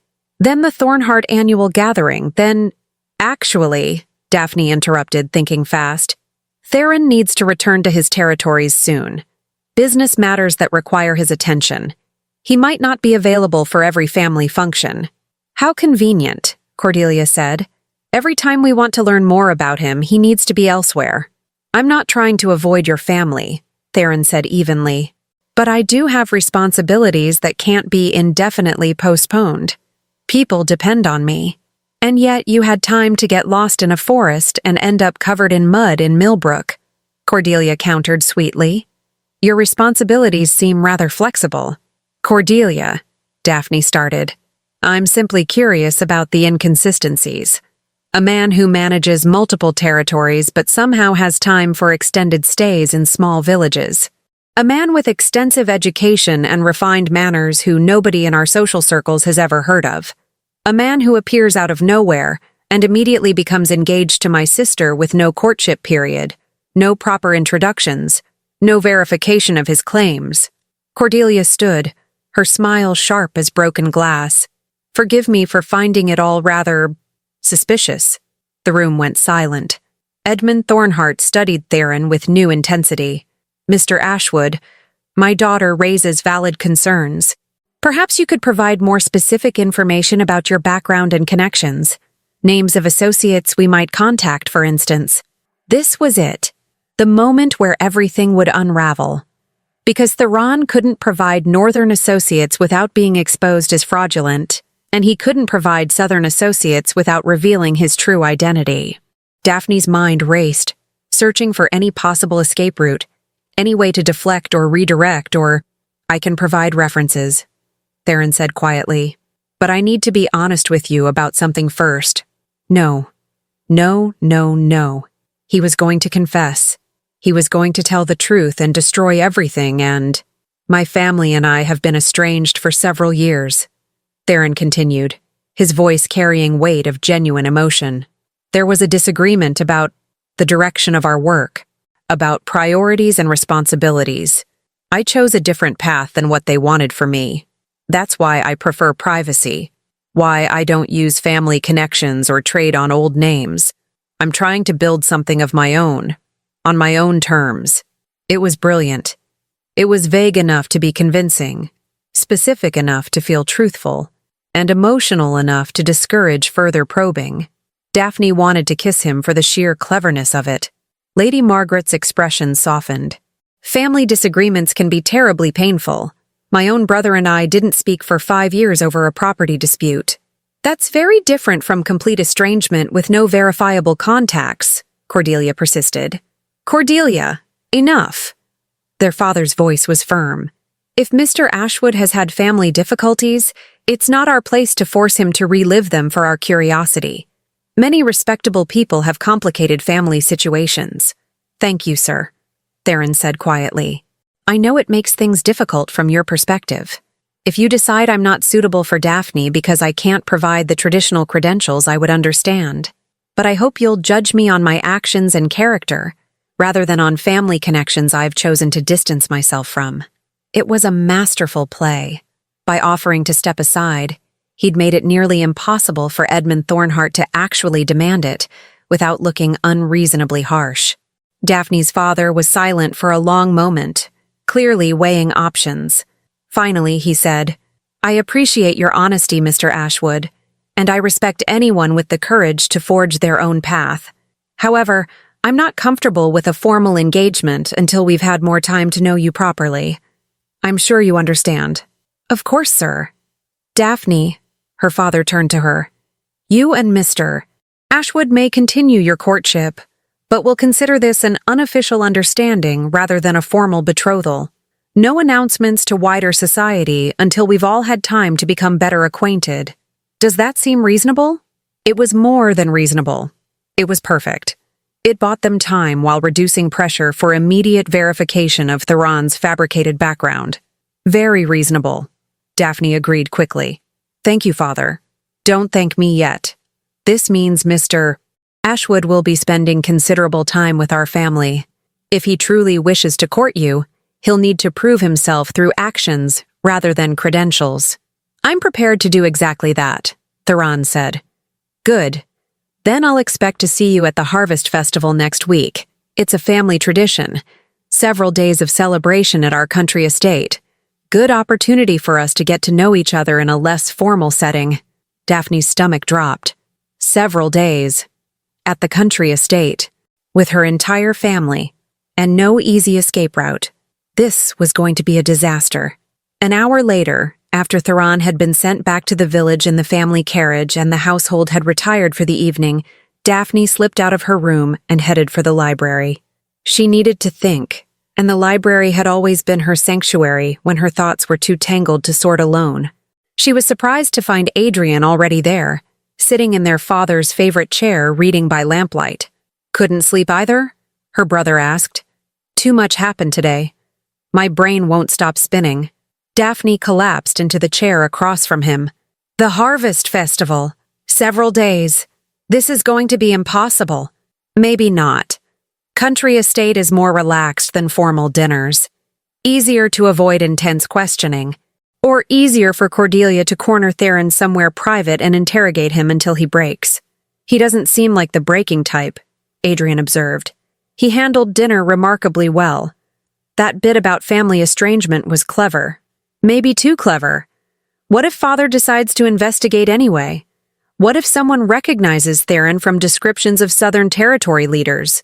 What if— Daphne. Adrian set down his book and looked at her seriously. Who is he really? I told you, I'm not stupid, and I'm not going to tell anyone. But I need to know what we're actually dealing with here. He paused. Is he dangerous? Not to us. Not to innocent people. He's Daphne struggled with how much to reveal. He's someone important, someone powerful, someone who shouldn't be here but is here because of circumstances beyond his control. And if the wrong people discover his identity, it won't just be bad for him. It'll be catastrophic for everyone involved. Adrian absorbed this. Does Alara know? Alara knows most of it. She's helping keep him hidden. And you trust her? Of course I trust her. She's my closest friend in the village. She wouldn't— Daphne stopped. Why are you asking? Adrian shifted uncomfortably. It's probably nothing, but I saw her earlier today, talking to someone on the road near the estate. A man I didn't recognize. They seemed to be having an intense conversation. When she saw me watching, she ended it very quickly, and the man disappeared into the woods. Cold settled in Daphne's stomach. That doesn't mean anything. She probably has other friends, other business. Maybe. But the way she reacted when she saw me, she looked guilty. Like I'd caught her doing something she shouldn't be doing. You're imagining things. Maybe, Adrian agreed. But Daphne, if there's even a chance that someone close to you isn't entirely trustworthy, especially with stakes this high. He left the thought unfinished. Daphne wanted to dismiss it, wanted to laugh and say Adrian was being paranoid and Alara was completely loyal and there was nothing to worry about. But a small voice in the back of her mind whispered, what if he's right? What if you're trusting the wrong person? I'll be careful, she said finally. But I'm not going to suspect Alara based on one ambiguous sighting. Fair enough. Just watch your back, okay? All of this feels bigger and more dangerous than you're admitting. And I don't want you getting hurt because you trust the wrong person. After Adrian left, Daphne sat alone in the library for a long time, staring into the dying fire and wondering how many other secrets were hiding in shadows, waiting to emerge and destroy everything she was trying to protect. Outside, in the darkness beyond the estate walls, Alara stood at the edge of the forest having a very different conversation with a very different person. They're planning to go to the country estate for the harvest festival, she reported quietly. Several days, away from the village, away from witnesses. The man in the shadows nodded. Perfect. That's when we make our move. You've done well. Your family will be compensated as promised. I want to be clear, Alara said, her voice tight. I'm reporting their movements. That's all. I won't be part of anything that actually harms them. Of course not. We simply need information. What they do with that information is hardly your concern. But as Alara walked back toward her cottage, she couldn't shake the feeling that she'd set something in motion that couldn't be stopped. And for the first time since agreeing to spy on Daphne, she felt sick with guilt. Chapter 7. The week leading up to the harvest festival passed in a blur of preparation, panic, and Daphne's increasingly creative attempts to avoid her mother's wedding planning ambushes. Lady Margaret had apparently decided that unofficial understanding still required extensive documentation of potential venues, floral arrangements, and guest seating charts. Daphne had taken to hiding in increasingly absurd locations. The linen closet, behind the rose garden hedge, once, memorably, in the chicken coop, which had been undignified but effective. You can't hide from your mother forever, Adrian pointed out on the third day, finding Daphne crouched behind a decorative pillar in the entrance hall. Watch me. I've become one with the architecture. I am the pillar now. You're the ridiculous now. Just tell her you're not ready to plan a wedding that isn't actually happening. And explain that how? Sorry, Mother. The engagement is fake. The fiancé is an enemy king, and I'm just trying to prevent an international incident while teaching villagers to read. That'll go over wonderfully. Adrian crouched beside her, keeping watch for their mother. Speaking of your fake fiancé, he's been at Martha's cottage all week. Aren't you worried about him being discovered? Constantly. It's my new permanent state of being. Worried with occasional breaks for panic. Very healthy. I'm aware. What Daphne didn't mention was that she'd been sneaking out to visit Theron every day, ostensibly to continue coaching him on noble behavior, but actually because leaving him alone with her spiraling thoughts felt impossible. Each visit followed the same pattern. She'd arrive determined to be practical and professional. They'd discuss strategies and cover stories, and somehow they'd end up talking about everything else instead. books they'd read, ideas about social structures, debates about whether teaching literacy to everyone would change society for the better. His descriptions of his kingdom, carefully edited to remove identifying details, and her descriptions of why high society made her want to scream into decorative pillows. He listened like her thoughts mattered, like her opinions were worth considering rather than humoring. It was intoxicating and terrifying and completely inappropriate, given that this was supposed to be a temporary arrangement. "You're thinking about him again," Adrian observed. "You get this look." "What look?" "The look people get when they're trying very hard not to admit they have feelings." "I don't have feelings. I have concerns. Very practical, sensible concerns about maintaining a convincing cover story." "Sure. That's why you've visited him every single day this week. That's called commitment to the deception. That's called falling for your fake fiancé. You're extremely annoying, you know that?" "It's my best quality," Adrian said cheerfully. "Right after my ability to spot obvious romantic complications before the people experiencing them figure it out." Before Daphne could respond with something appropriately cutting, their mother's voice echoed through the hall. "Daphne, I know you're hiding somewhere. We need to discuss centerpiece options." Daphne and Adrian looked at each other. "Run?" Adrian suggested. "Run," Daphne agreed. They split up at the main staircase, Adrian heading toward the gardens while Daphne made for the library. She burst through the door and immediately collided with someone solid. Strong hands caught her shoulders, steadying her. She looked up into familiar golden eyes. "Theron?" She glanced around frantically. "What are you doing here? You're supposed to be at Martha's cottage. If anyone sees—" "Your father invited me," Theron said, his mouth quirking with amusement. "Sent a very formal note requesting my presence to discuss matters of courtship protocol before the festival. I arrived 10 minutes ago. And nobody told me? I believe that was intentional. Your mother mentioned you've been creatively avoiding family interactions." Daphne groaned. "This is a trap. This is definitely a trap. They're going to corner us together and ask complicated questions we're not prepared to answer. Then we should probably prepare," Theron said reasonably. "What questions are you most worried about?" "All of them. Every possible question.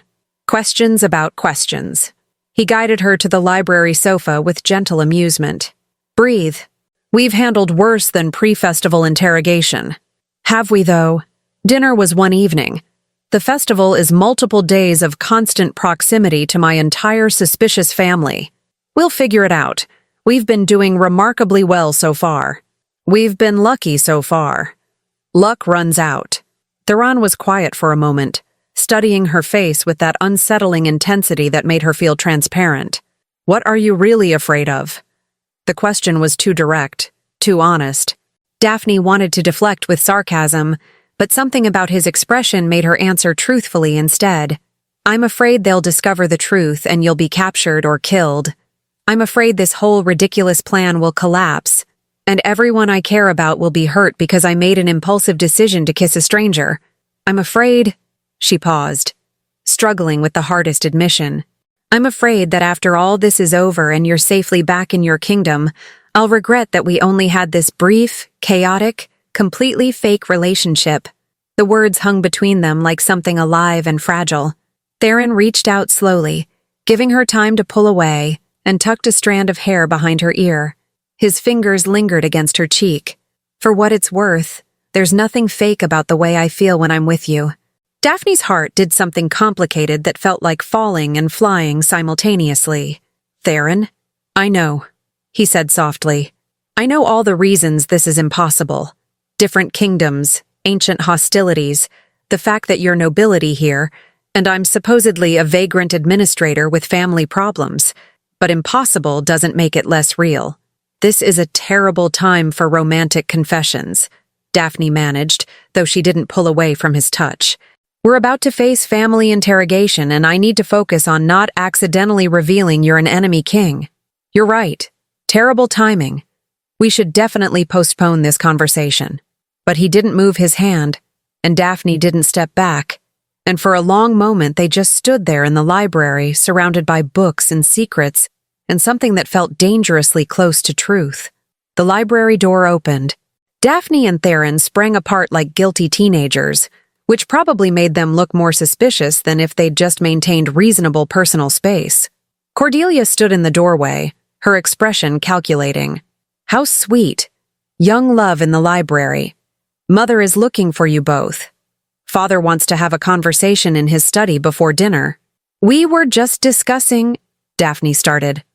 I don't particularly care what you were discussing, Cordelia interrupted smoothly, though I'm sure it was very innocent and not at all related to whatever secrets you're both clearly keeping. Her smile was sharp. Father's study, 5 minutes. Don't be late. After she left, Daphne turned to Theron with wide eyes. She knows something. I don't know what, but she knows something. Then we need to be very, very careful, Theron said. Whatever your father asks, whatever your sister implies, we stick to the story. Family estrangement, resource management, honest intentions regarding you. Nothing more. Nothing more, Daphne echoed. Except apparently real feelings that we're both trying to ignore? Those we'll deal with later, assuming we survive the next few days without being exposed. Your confidence is incredibly reassuring. I'm an optimist. You got lost in a forest and ended up in enemy territory. A very optimistic lost person. Theron corrected with that almost smile that made her chest feel tight. Edmund Thornhart's study felt even more intimidating than usual, possibly because Cordelia had positioned herself by the window like a particularly elegant bird of prey preparing to swoop. Mr. Ashwood, Daphne, please sit, Edmund said, gesturing to the chairs across from his desk. I wanted to discuss expectations for the Harvest Festival before we depart tomorrow. Of course, sir, Theron said with perfect respectful future son-in-law energy. The festival is a family tradition dating back generations. Multiple families from our social circle attend, including several who have known our family for decades. They'll be naturally curious about Daphne's sudden engagement to someone outside our usual circles. I understand that might cause questions, Theron said carefully. Questions, speculation, and quite possibly some pointed skepticism, Edmund continued. Which is why I need to know. Is there anything about your background that might emerge during extended social interaction? Any complications I should be prepared to address? It was a clever trap. Deny complications and risk discovery later. Admit complications and face immediate interrogation about their nature. My past is complicated, Theron said, choosing words with visible care. But I promise you, sir, nothing in my past poses danger to your family or your daughter. I've made choices I'm not proud of, had disagreements with people I care about, and walked away from opportunities because they conflicted with my values. That's complicated, but it's not criminal. And if someone from your past appears, if old associates or family members surface with stories about you, Daphne saw Theron's jaw tighten fractionally. Then I'll address those situations honestly and take responsibility for any consequences. But I won't let anyone hurt Daphne because of my history. Edmund studied him for a long moment. You genuinely care for my daughter. More than I expected to when I first met her, Theron admitted, and there was enough raw honesty in his voice that even Cordelia's expression shifted slightly. She's extraordinary, and I'm aware I don't deserve the chance she's giving me, but I'm trying to be worthy of it. Daphne felt heat rise in her cheeks.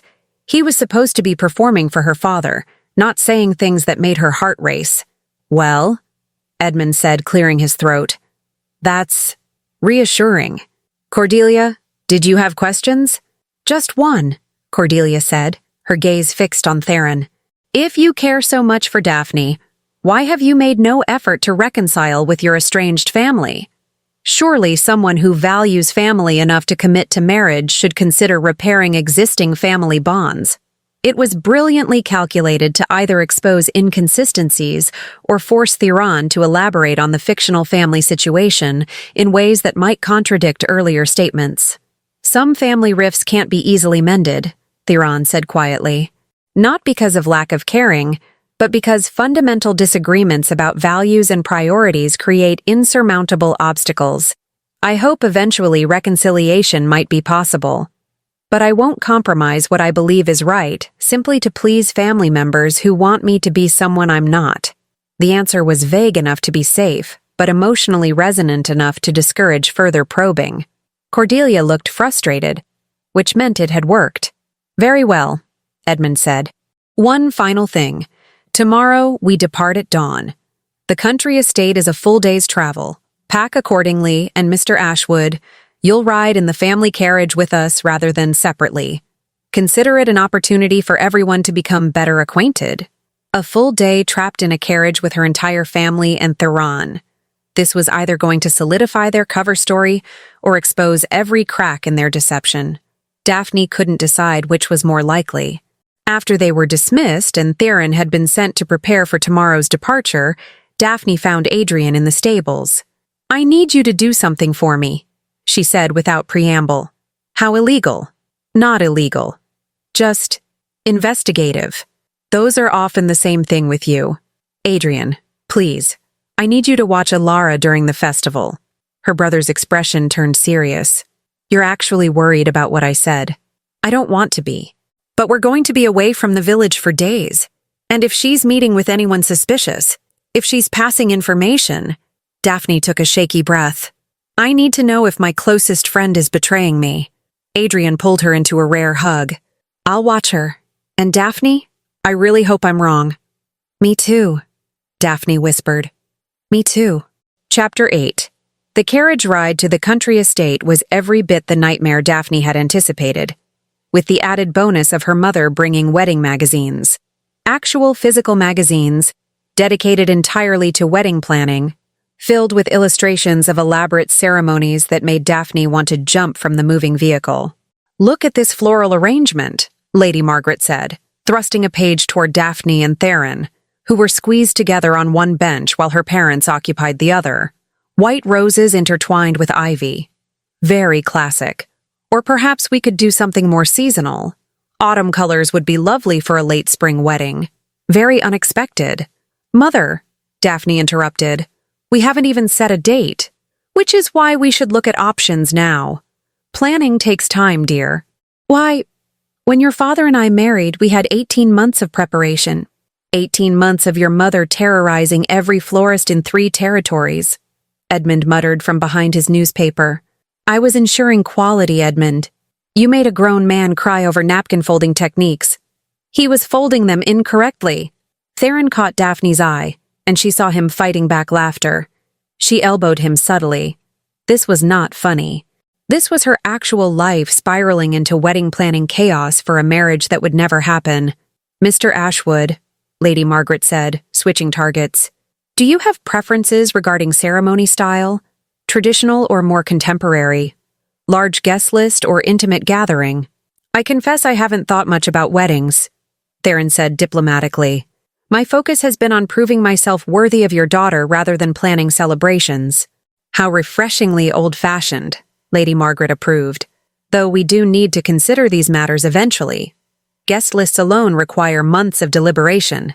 "Perhaps," Edmund interrupted, folding his newspaper, "we could give the young couple space to breathe? The point of the festival is for Mr. Ashwood to experience our family traditions, not to overwhelm him with premature wedding logistics." "I'm not overwhelming anyone. I'm simply being prepared. You've brought 7 magazines for a 3-day trip." 6. The 7th is about table settings, which is completely different. Daphne caught Theron's expression, somewhere between bemused and terrified, and felt a hysterical laugh bubbling up. This was absurd. They were fleeing from enemy territory, hiding his identity, maintaining an elaborate deception, and her mother was concerned about napkin folding techniques. The absurdity was almost comforting in its normalcy. They stopped for lunch at a coaching inn halfway to the estate. While her parents negotiated rooms for a brief rest, Daphne and Theron found themselves alone in the inn's garden. "Your mother is very..." Theron searched for words. "Intense? Overwhelming? Capable of weaponizing floral arrangements?" "I was going to say thorough," Theron said with a smile. "But your descriptions work too. I'm sorry. I know this is ridiculous. Fake engagement? Real wedding planning? The universe has a terrible sense of humor. It's not ridiculous." Theron leaned against the garden wall, studying her with that look that always made her feel seen in uncomfortable ways. It's your life, your family. Their expectations and hopes, even if based on false information, are real to them, which makes lying to them feel worse. I know. But Daphne, after this festival, after I find safe passage back to my kingdom, what happens to your engagement? To their expectations? It was the question she'd been avoiding. Eventually, the fake engagement would need to end. Eventually, she'd have to explain to her family why she was breaking off her supposedly serious relationship. Eventually, there would be disappointment and questions and consequences. "I'll figure something out," she said. "Claim we realized we weren't compatible after spending more time together. Mutual decision, very amicable, nobody's fault. And your mother's wedding planning? Will redirect itself towards some other poor victim. Probably Cordelia. She's been not so subtly pursuing that earl from the neighboring province. The one with the unfortunate hair? That's mean," Daphne said, fighting a smile. "But yes, that one. His hair looks like someone startled a bird's nest." They lapsed into comfortable silence, and Daphne found herself thinking about what came after. After the festival, after Theron returned home, after this strange interlude in her life ended. She'd go back to teaching her village students, enduring her family's matchmaking attempts, hiding in linen closets to avoid wedding conversations. Everything would return to exactly how it was before she'd impulsively kissed a stranger running from guards. Except it wouldn't, because now she'd know what it felt like to talk to someone who actually listened, to debate ideas with someone who found her intelligence attractive rather than concerning, to feel like maybe, just maybe, being herself was enough. "You're thinking too loud," Theron observed. "How does one think too loud? I can see it on your face. Whatever you're worrying about, stop. We have 3 days. Let's not waste them panicking about what happens after." That's very wise advice from someone who got lost in a forest. I'm choosing to interpret that as a compliment. It absolutely wasn't. I'm an optimist, remember? Their moment was interrupted by Adrian bursting into the garden. "They're here." The other families started arriving while you two were having whatever emotionally significant conversation this clearly was. "We weren't," Daphne started. "You're both terrible liars about your feelings," Adrian interrupted cheerfully. "But that's a conversation for later. Right now, Mother wants everyone assembled in the main hall for introductions." Apparently Lord and Lady Ashford arrived early with their son, and Cordelia is already making eyes at him. "The Earl with the bird's nest hair?" Theron asked. Adrian grinned. "The very same. This festival is going to be entertaining." As they made their way inside, Daphne's stomach churned with fresh anxiety. More families meant more potential for discovery, more people asking questions, observing Theron, potentially recognizing inconsistencies in their cover story. The main hall of the country estate was already filled with familiar faces. Lord and Lady Ashford, their unfortunate-haired son Marcus, Lady Pembroke and her twin daughters, Lord Harrison and his extensive family, and at least a dozen others Daphne had known her entire life, all of them looking at Theron with unconcealed curiosity. "Everyone," Lady Margaret announced with obvious pleasure. "May I present Mr. Theron Ashwood, Daphne's intended. Mr. Ashwood, welcome to our annual Harvest Festival gathering." The introductions lasted an eternity. Theron handled each one with careful grace, answering questions about his work and background with practiced vagueness. Most people seemed charmed. A few looked skeptical, and Cordelia watched everything with sharp, calculating eyes. By the time they were released to prepare for dinner, Daphne felt wrung out from maintaining the pretense. 3 days, she muttered to herself as a maid showed her to her room. Just survive 3 days. What could possibly go wrong in 3 days? Chapter 9. The first full day of the Harvest Festival dawned with golden autumn light and the immediate disaster of Daphne discovering that someone had rearranged the sleeping quarters overnight. "What do you mean Theron's room is next to mine?" she hissed at Adrian over breakfast, while their parents were occupied greeting more arriving guests. "Mother decided it would be romantic for engaged couples to have adjoining rooms," Adrian said, looking far too amused. "Apparently Lady Ashford suggested it. Something about testing compatibility before marriage. That's the worst idea in the history of terrible ideas.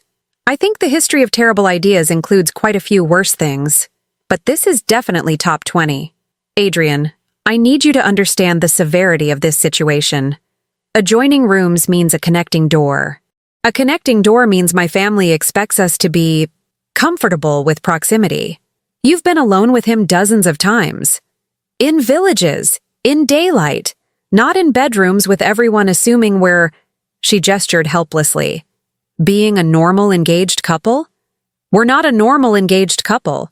We're an enemy king and the idiot who kissed him. Keep your voice down, Adrian said, glancing around. And for what it's worth, the connecting door locks from both sides. Just lock it and pretend you didn't notice it exists.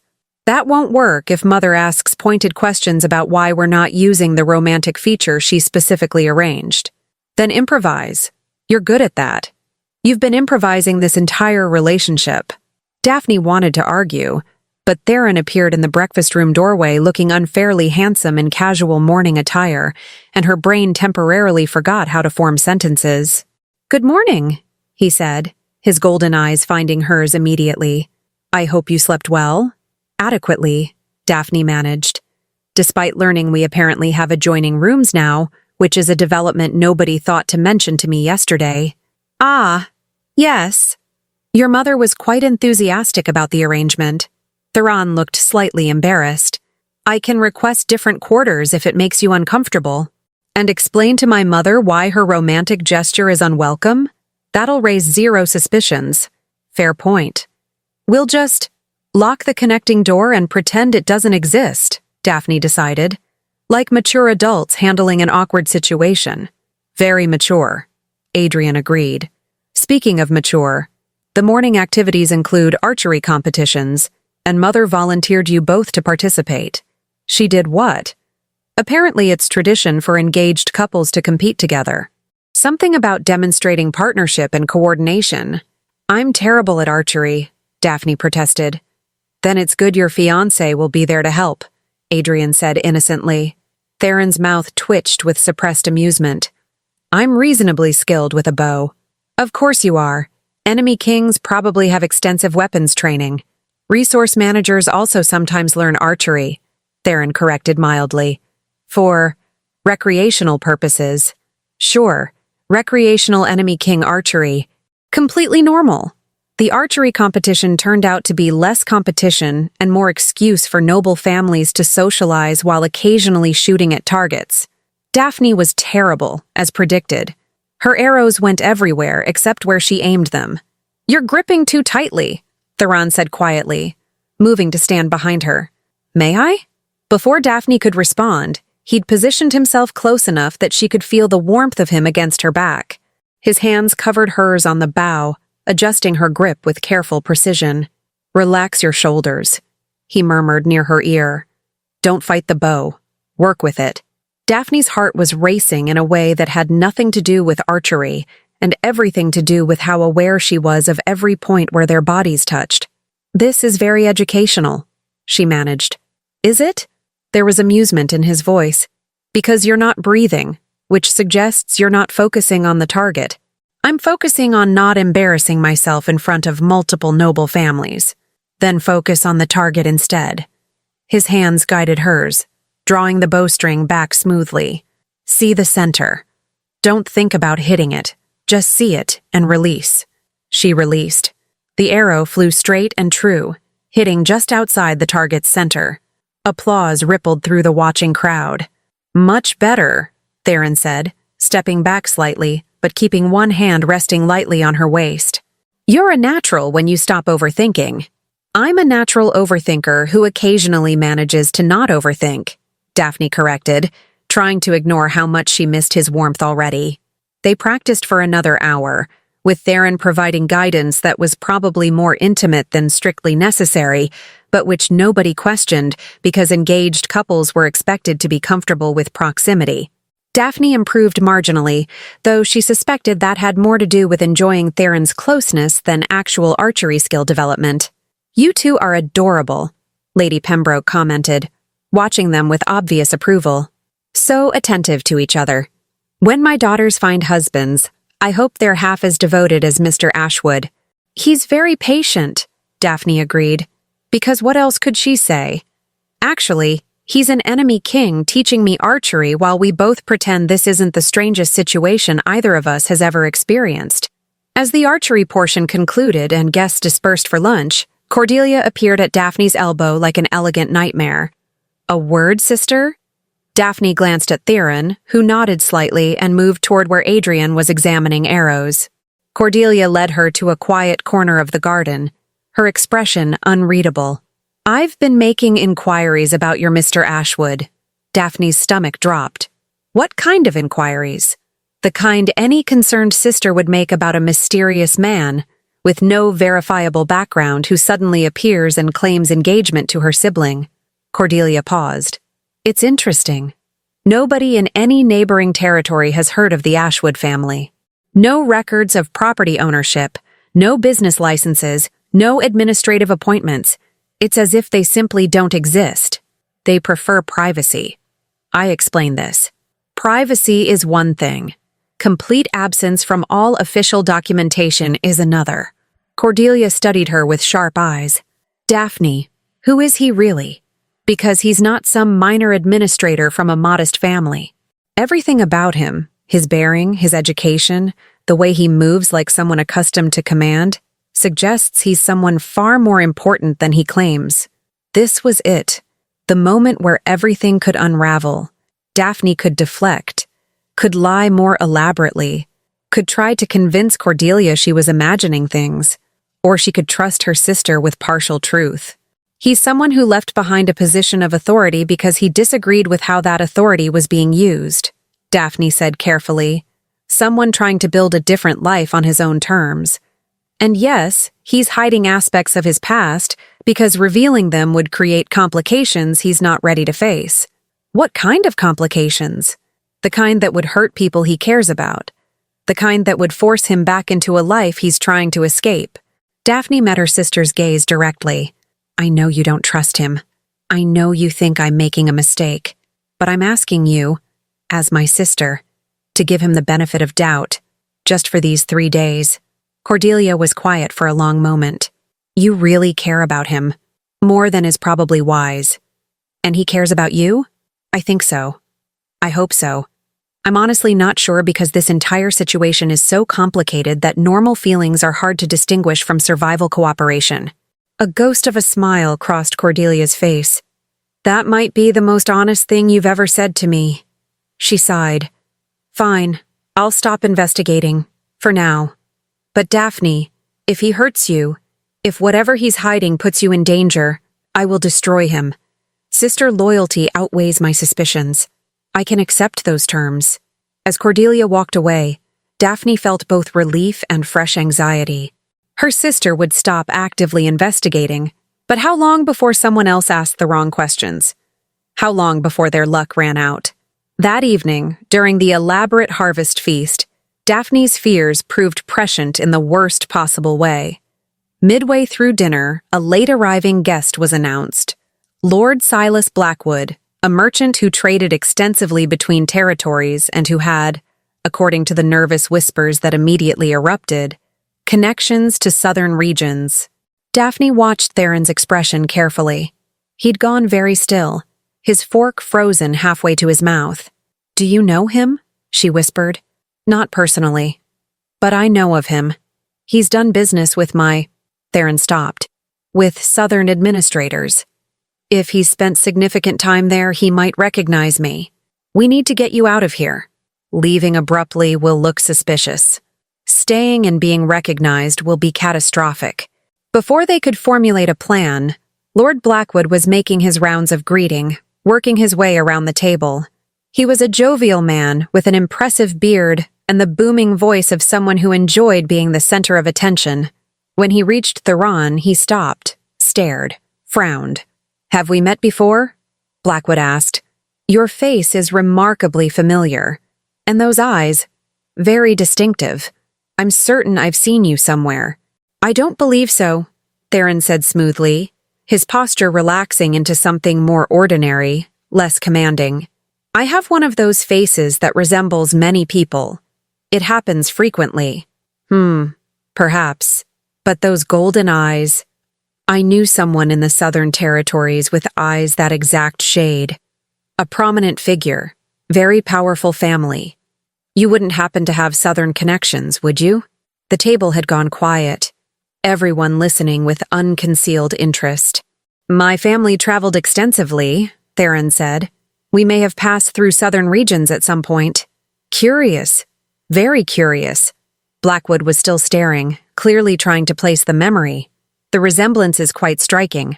Almost like you could be Lord Blackwood. Lady Margaret interrupted with forced brightness. How wonderful to see you. We weren't sure you'd make it this year. Please sit. Tell us about your recent travels. The distraction worked. Blackwood allowed himself to be redirected, launching into an enthusiastic tale about a trade dispute involving textile tariffs and 3 angry merchants. But Daphne saw him glancing back at Theron repeatedly throughout the meal, his expression thoughtful and suspicious.